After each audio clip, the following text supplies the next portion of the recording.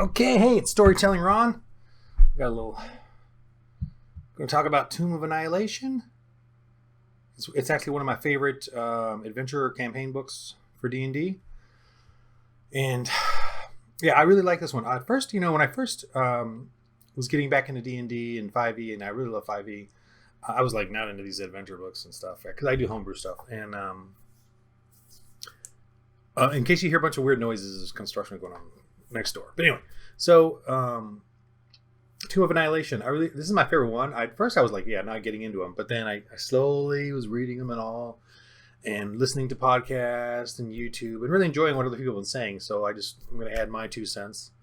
And I've been actually playing this one just for the fun of it with my daughters and a boyfriend of one of them, just for them because over the summer they were here, but they're in college, so I wanted to do something fun and silly with them, and I was like, your characters could die, that kind of thing. So it was kind of fun.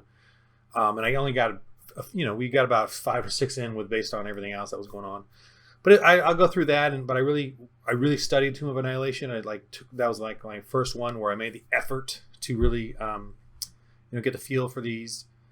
So I'm going to go through real quick, like what I've done, and this is just like to help you guys. Just close this door. Give you guys like a little bit of what I do and how I enjoy this, and I've been doing this since I was 10, so it's kind of like crack. It's in my DNA. This doing D&D. I should probably do a video on Adobe products, but let me let's see. The view I want is I forgot. I'm not very good at screen mode. I want preview. Yeah, okay. So Tomb of Annihilation. I like to put together. Now I love using InDesign.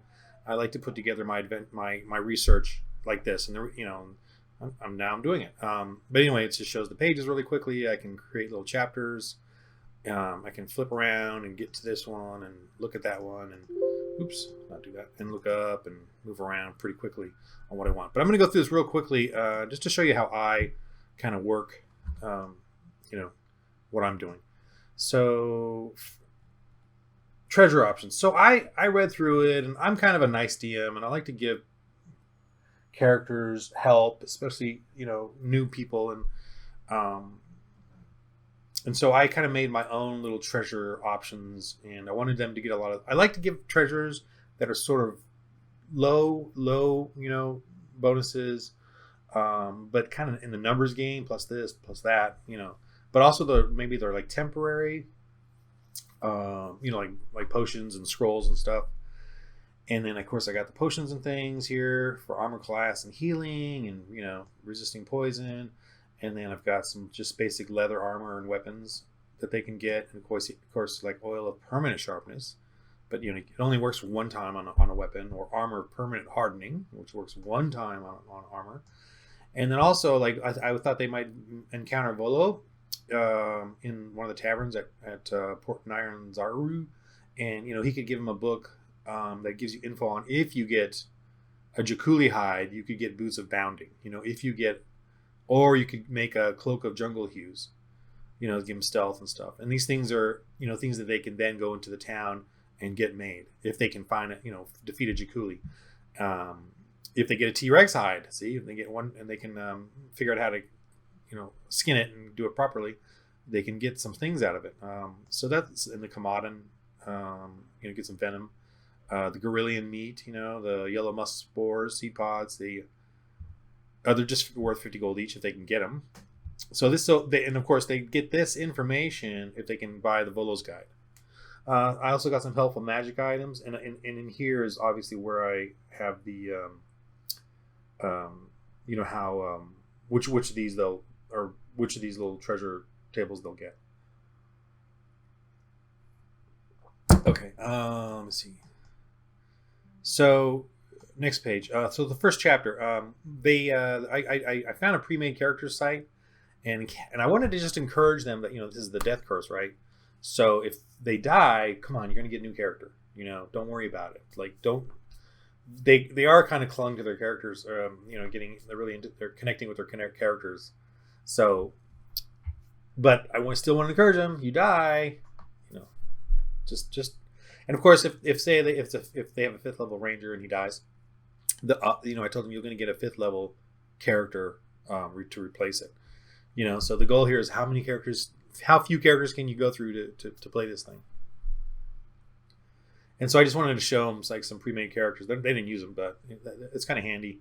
And I do like that it has it types in there in the PDF the list of abilities you get, as you progress.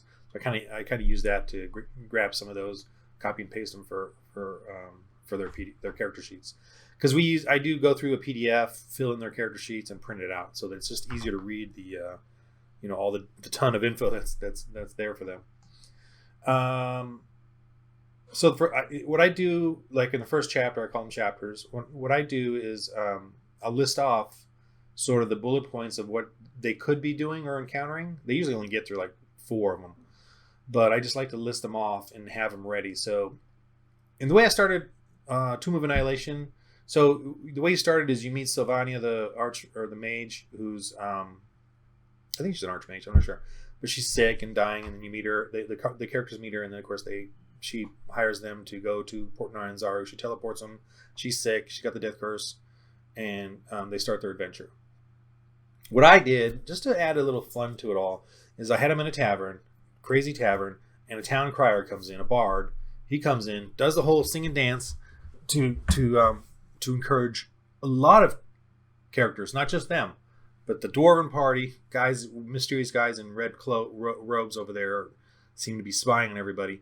This whole I wanted to add all these different sort of groups, and he was like a Pied Piper who led them to Sylvania in her rich home. And of course, there it was all dire and dark, and they're all going in, all dirtying the place up and looking around. Like 50 people, adventurers and mercenaries.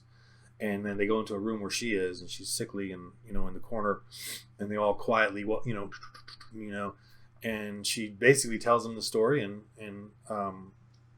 so they, there's this whole, I do a brouhaha of different characters yelling and screaming at each other, and the characters are all, it was fun. I liked it because then she teleported all of them, or whoever decided. Some left, and then some went to Port Nyanzaru, and then it's like a port with the ships and everything.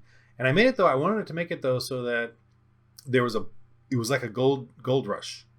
Because something's going on, right? I mean, Death Curse is obviously worldwide, and there's obviously other Sylvania type characters who have the Death Curse now because they've been resurrected, and so they're slowly rotting away. So I wanted it to be like a gold rush where there's a bunch of different adventurers, NPC groups coming in on boats, magical, maybe flying in. I don't think I did any airships, but anyway, but they got a sense of like this gathering of hundreds and hundreds of adventurers to do this. And of course the reason for that, and it does kind of describe it a bit in the adventure book, or in the book, is that I wanted a sense that they're going to encounter others dead, along the way, a lot of other adventurers that had died, or they could rescue, or if their character dies, some other NPC mercenary will show up desperate, clinging for life, that they rescue, which then they can turn into their new character, if you know what I mean. And so that was to me what I wanted to do was set up that premise that there's a gold rush of adventurers coming in to do this, to find out what the Death Curse is. I mentioned the red wizards because I wanted to, because that's later on, so I wanted to bring that in early, so they saw them in the groups. Question scoffs, many leave. Yeah, okay, I just described all that.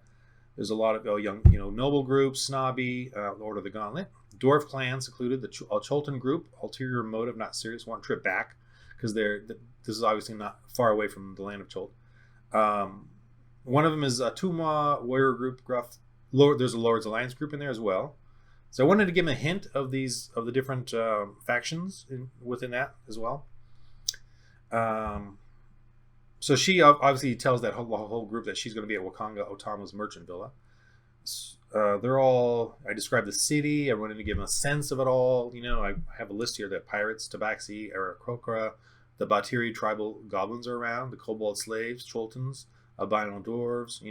I totally described the area. I laid out the map for them so they could see it, and I wanted to give them the sense of the feel of tears and the vines and the flying lizards and dinosaurs, and all that cool stuff. See massive mercenaries coming. Busy docks, right? Describe the city. Okay, I did that. So we did get through a lot of this, but this is, of course, intro stuff. Then the guides. So I wanted to bring in a bunch of the guides because obviously you start off with a guide and there's a whole list of them. So I described all that to them, and and I of course wanted them to do the dwarf, the mines and the forge. One of those two. Well, I knew that the river. I should have a map just so you guys know where I'm describing. I do have the map here. Let me bust that out. Pause this real quick. Okay, I got this map. I found this online somewhere. This is the map I even printed out for them. I made a really big print out of this. I prefer this. When you buy Tomb of Annihilation, you get a really big fold out map, and the map it has all this area whited out, like it's all whited out, whatever. I kind of didn't like that because it was it just to me didn't really capture the sense of it. I like this one because it does give them a sense of a few locations, but not any of the really important stuff, and and there is a sense of this is a horrible area. But I had them focus on Port1 and Zaro. That's where they show up first, and then they're going to go to.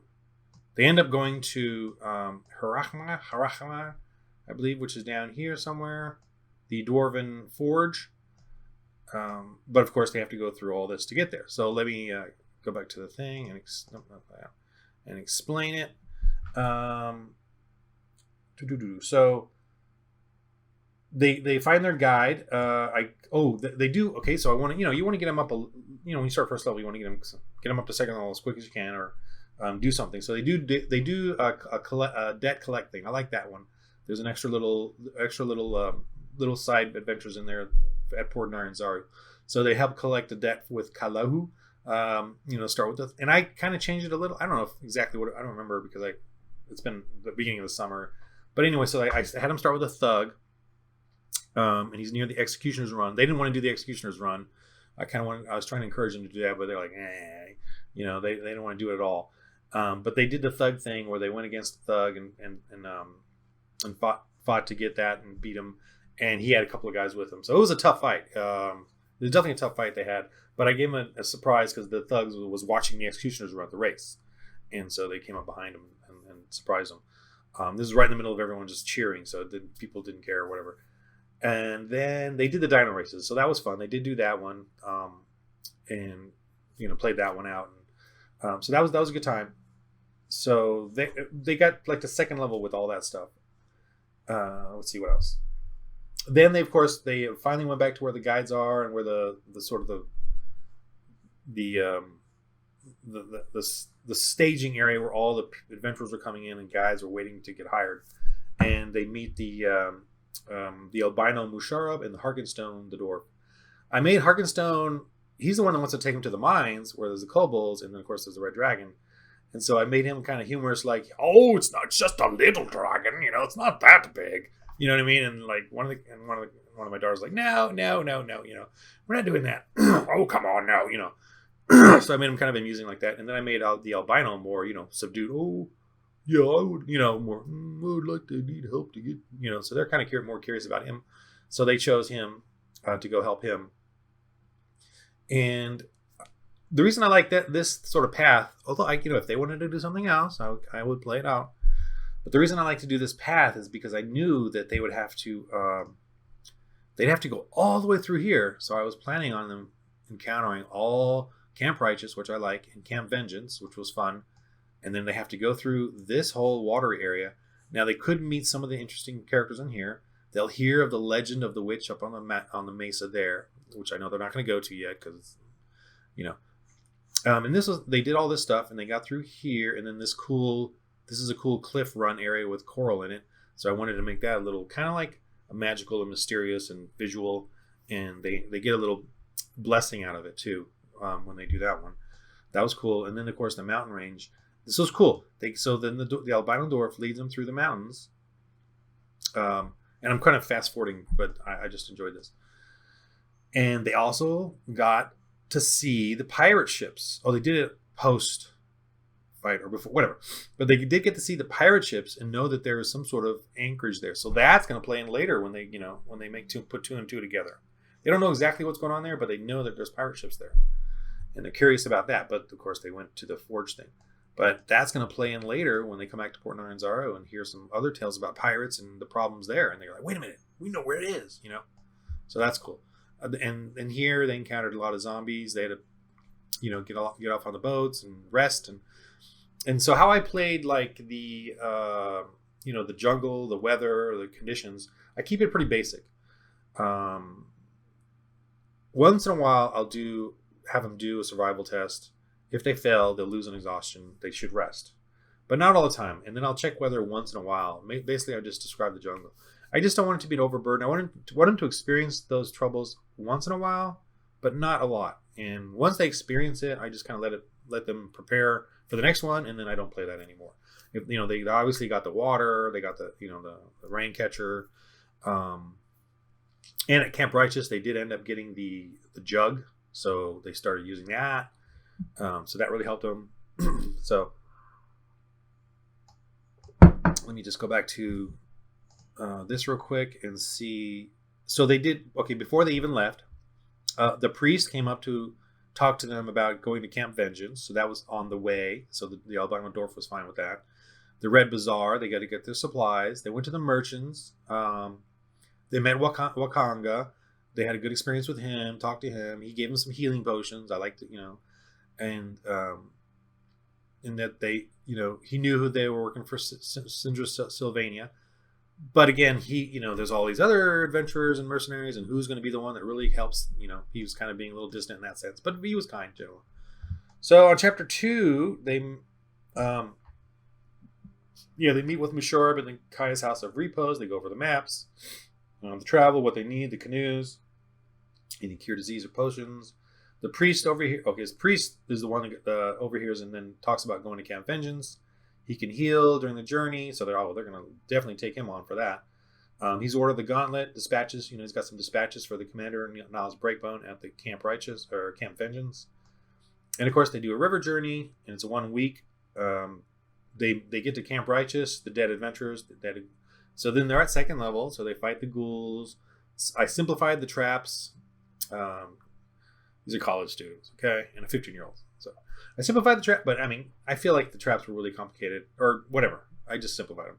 I added some dead adventurers there which helped simplify the traps, so that they could see some of the signs of these traps. I had some jammed blades in the trap so that they could see. Oh, if we jam another one, we'll stop the fourth sickle to come out. And there was some items there that they could get, plus 1 short sword, 1 potion of cure disease, with the dead adventurers. And the reason I did that, I just wanted them to, as they come to this Camp Righteous, which was overrun by ghouls and all that. I just wanted them to get a little intro, get a couple fights in, and then get some extra help with some weapon, a plus 1 short sword or whatever. Because they couldn't afford anything important in Nyanzaru, so they were very minimal stats. And I generally put them up against some tough stuff anyway, so I like to, Anyway, so there's the cleric. I had his stats. I do a little shorthand here. That's the way I like to do it. Just so I have it really quick, and I have albino dwarves. I figured the Musharrab and then whatever else I use. So here's how I break down my, what creatures I assume they're going to be encountering. Like I actually type them out myself, and give them little. If I feel like the zombie, I like to give them a little grab thing where they grab them, and if they grab them, then they get an even tougher bite and a zombie infection, which is -1 hit per hour, and then of course when they get to 0, they die. So I like to add little things in when I do these when I type out my creatures and stuff. So I have the zombie, the ghoul, and the ghast. That's obviously the higher level, as they progress. And then I got those plants, the evil plant things, and the bird. In case I use those, which I use them later on, but I did use them. Okay, I really had fun with the goblins. As you can see here, they explain a little bit about them when they stack, the Batari goblins. And I wanted the Batari to actually, with those stacks, have something. So with an extra attack, because they say they don't have an extra attack. If there's a stack of them, like an 8 stack, I decided to give them an attack with the melee advantage and they get to throw a blade or something, like one of the top guys or something. And some of them will have a spear. I just wanted to make them a little tougher in that sense. And it turned out cool. They mostly just, I don't even remember what they did. They fought them, so they had a couple of fights with them, but not many, because they were trying to avoid them and move on. But one thing I did is I had them have a conch shell, and they could call in a dinosaur. So they're kind of sabotaging the goblins are obviously that evil. They are sabotaging the camps. They're that's one way that they can do it, and sabotaging the Order of the Gauntlet, I think, and how they're trying to fight the dead. And so the goblins are actually sabotaging them with, and they got the conch. And of course, when the characters figured that out, that this conch does that, they're like, oh my god, we got to get that, and blah blah blah. So that was a cool little element there, that they were dealing with these goblins and them having a conch that they could blow on. And of course, I have the Velociraptor. Started that with, they encountered a couple of those. This is sort of a larger raptor. Fight that, and then of course the Allosaurus, which is like a mini T-Rex that they had to deal with as well. They fought those in separate different areas. So they got to chapter 3. They got to Camp Righteous. They finished that. Then they have a goblin thing here. The goblins want the jug because they get the jug. They dealt with the conch shell. There's a little boat chase, I think. 2 days on the river camp. They get to Camp Vengeance, and so then they meet Niles Breakbone, and they have a nice little angry little encounter with him, and he's trying to command them, and they're getting angry, and the players are getting upset, which is good. I want to do that. I like to do that with NPCs. I like to get under their skin with the NPCs, and then when the player characters prove themselves, then there's a good connection. I use that all the time. So that what happened here too was they met the other characters too, the dwarf Firebeard and Salhana in charge of the veterans, and Sister Sias with the acolytes. And so that's cool. I had all these little guys that they had. And so what happens at Camp Vengeance? Let me find the map for that. Okay, so this is Camp Vengeance. Oh, I should do Camp Righteous as well. But this is the second camp where they come land here, and they help them. We didn't have a fight here. They did go out though, which was cool, to prove themselves and go out and fought at the Allosaurus. And they also encountered one of the plants. I made them have like a Venice flytrap type of. They fought that, and so they got this food for the camp. They got the Allosaurus, and they got some sea pods or whatever it was from the other one. It lured them in with some scent. A couple of them they had to fight it, but they cut that up and harvested. And the ranger the ranger's Cholton, so he was able to harvest some good food out of it. So because they got the Allosaurus meat and the plant food, they brought him in, and boom, that's when the commander was happy, and the cleric was telling them this is incredible. They're all starving in there, so they're thrilled by this, and then that's when they get this connection, we'll help you, whatever you need, But they did make them, obviously take the 6 soldiers back to Port Naranzaru. So they actually had to go back to Port Naranzaru, and the dwarf was obviously upset. But that's cool, So because then the characters had a few more items that they could sell and deal with and gather info and stuff. They did Camp Righteous was fun. They did that one. They fought a lot of zombies and all that. That was cool. And dealt with the encounter as well. Let's see, where am I at here? Okay, so that was a lot of fun. So I really like the Chihuanga chimes. Those are cool. If you encounter one of those little mysterious Chihuangas, and then they can bless you if you give them something cool. And so I have that ready. And these are, of course, the different encounters that I have ready. Okay, I'm just making a long video because I enjoy doing this.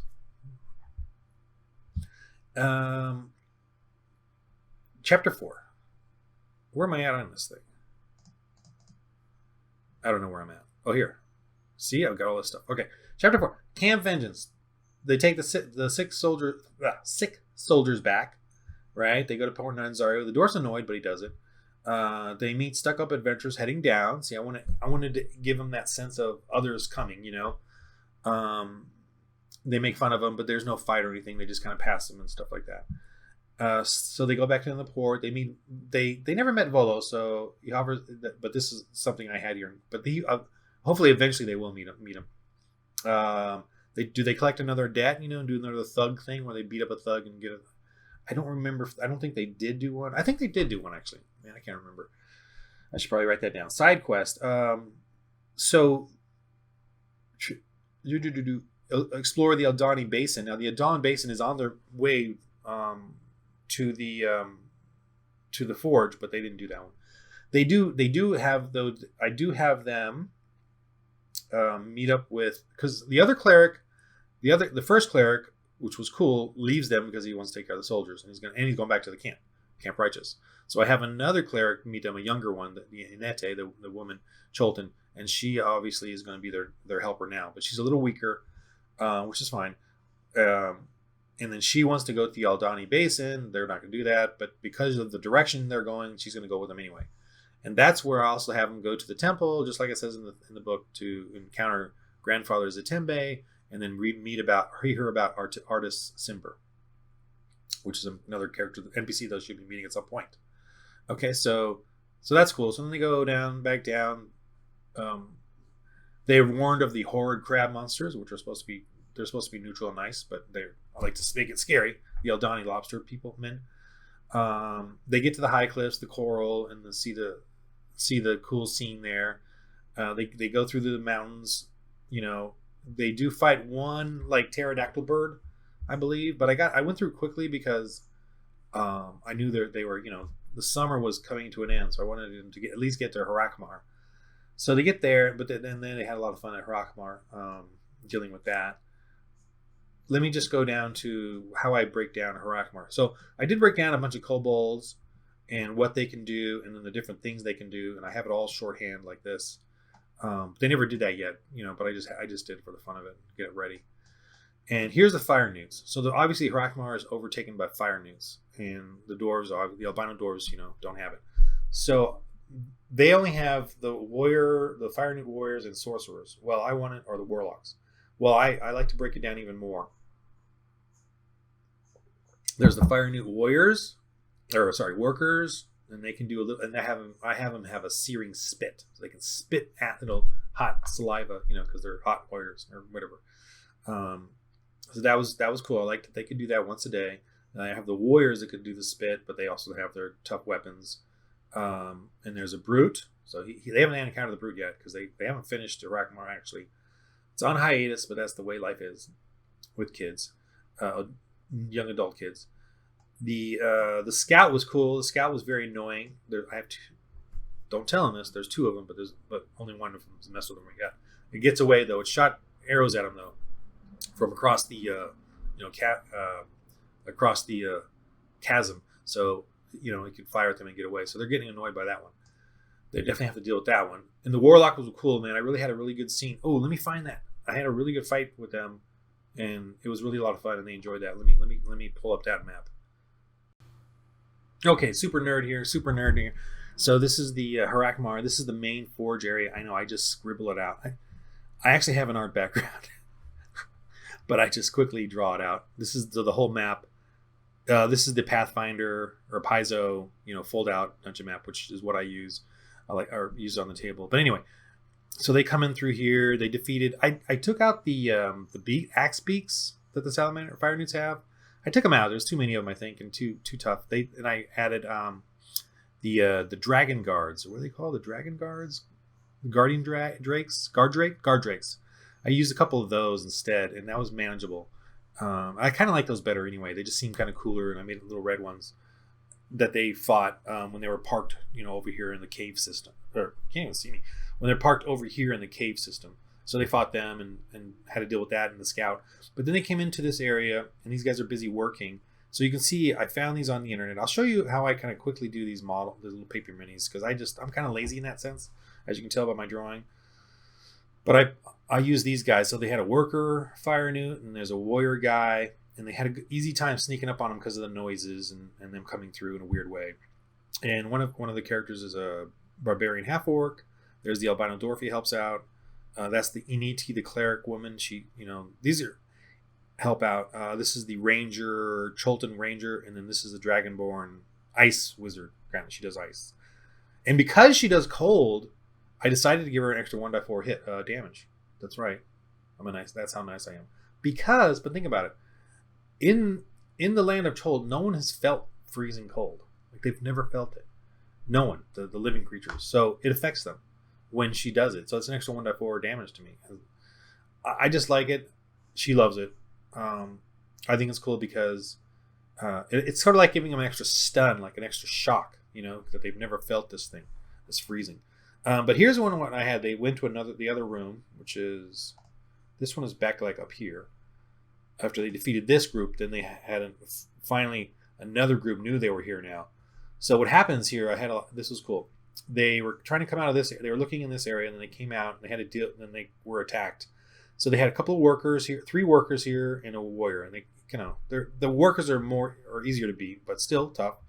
And so they're dealing with this. And then over here, this is how you got to make your combat and make it interesting and different.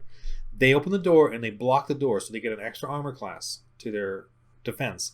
Then the warlock stays back here. He's doing a sphere of flame, or whatever it's called. That spell where he moves around the flame and burns them. See? So they had to the barbarian had to rush over and get over there, and he was shooting arrows, but it was tough because they were crouched behind the doors, and they were just sort of blocking the area.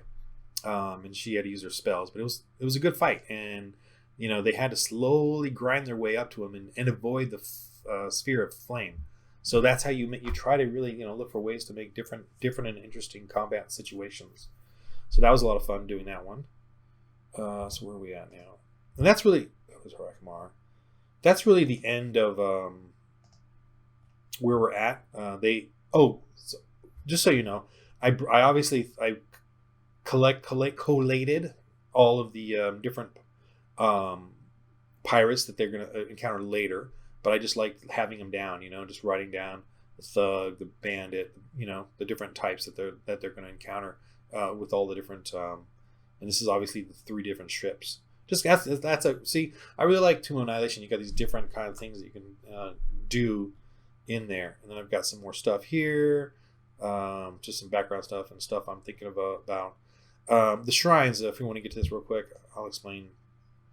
I don't know if I'm a lazy DM, an uncreative DM, or I don't like. There's certain things I just don't like, and so I don't want to DM them. Certain aspects, like for instance, I'll give an example. This one here in this shrine, when they get to this, the ancient city and find this shrine, they'll sneak in. There's some dangers. If they peer through here, they'll look and see something. I don't remember the exact details, but just vaguely. There's a mask on this side, so let's say it's a tiger, they look through. So then they get cursed with a tiger thing, and then they got to deal with that, and they don't even know how they got it, unless you kind of figure this whole thing out. And I just, I don't want to do that one, me personally. Maybe when we get closer and I restudy it, I might do it. But I've decided to write down which ones were already done. Like the Red Wizards took a couple out, maybe some mercenaries or adventurers took them out. And I'm going to assume that the Red Wizards are dealing with these shrines. So there's a race to get to the other ones. And the ones that I did like, which are more combat-y, and the traps are simpler and more physical, I decided to keep those ones that they can get, have to go to those ones for sure. So some of them are already done, like there's dead bodies, and supposedly the kobolds come and clean them up, but they haven't had the chance to because it's all happening at a quick time. And the Red Wizards of Thane or whatever are here right now in this ruined city of Omu to do this. So there's a race against time. They'll be dealing with them and dealing with what shrines haven't been taken, and obviously even Shrine 19 has been Raz has already taken the cube, so that's what I'm doing. So I wrote down which ones I want them to do and which ones it's gone. You got to go get it from the Red Wizards, the cube, or maybe Raz has a few of them, whatever. Of course, this is the city. I think I'm done here. Yeah. So that's it so far. That's kind of how I'm doing Tomb of Annihilation. I really, really, really enjoy this one. Once I finally read through the entire thing, including the 9 levels or whatever, I realized, okay, this could be fun. It's weird. It's quirky. And So that's my little video of Tomb of Annihilation and how I've been playing it and how I will finish it off. I hope my players don't see it, but they got their lives. Who knows if I even finish it with them, because they got some pretty heavy duty lives in college, dealing with all that, and who knows where they'll be. But that's life. That's the way it goes. But yeah, so that's my Tomb of Annihilation.